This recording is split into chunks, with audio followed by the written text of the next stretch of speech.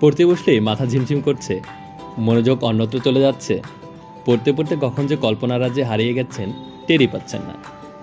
কাজ ফেলে রাখছেন, অ্যাসাইনমেন্ট হোমওয়ার্কের ডেডলাইন চলে আসছে, কিন্তু আপনি শুরুই করতে পারছেন না।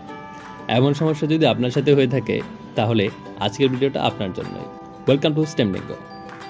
আজকে আমরা কথা বলবো পোমোডোরো টেকনিক নিয়ে। এটি মূলত একটি টাইম ম্যানেজমেন্ট টেকনিক, যেখানে কোনো একটি কাজ 25 মিনিট করার পরে 5 মিনিটের একটি ছোট বিরতি নিতে হয়। এভাবে 4 বার করার পরে 15 থেকে 20 মিনিটের একটা লম্বা বিরতি নেওয়া।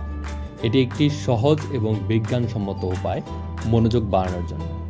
ইউনিভার্সিটি অফ ইলিনয়ের 2011 সালের গবেষণা মতে আমাদের মস্তিষ্ক 20 থেকে 40 মিনিট পর ক্লান্ত হয়ে যায়। তখন আমাদের মনোযোগ সরে যায়, মাথা ঝিমঝিম করে, কারণ নিউরনগুলো তখন বিশ্রাম চায়।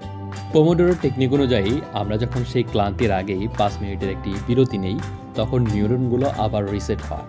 এর ফলে আমরা আবারও 25 মিনিট ফ্রেশ মনে কাজ করতে পারি। অনেকটা মোবাইল বা কম্পিউটার হ্যাং হওয়ার পরে রিস্টার্ট দেওয়ার মতো।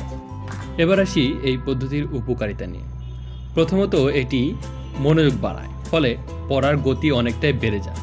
দ্বিতীয়ত, প্রোক্রাস্টিনেশন কমে যায়, কারণ এটি প্রত্যেকটা কাজকে ভাগ ভাগ করে করার ফলে বড় কাজ করার যে ভীতি, এটি অনেকটাই কমিয়ে আনে। ওভারঅল ডেইলি লাইফে প্রোডাক্টিভিটি অনেক বেশি বেড়ে যায়। বাস্তব জীবনে আমরা আসলে এটা কীভাবে প্রয়োগ করব?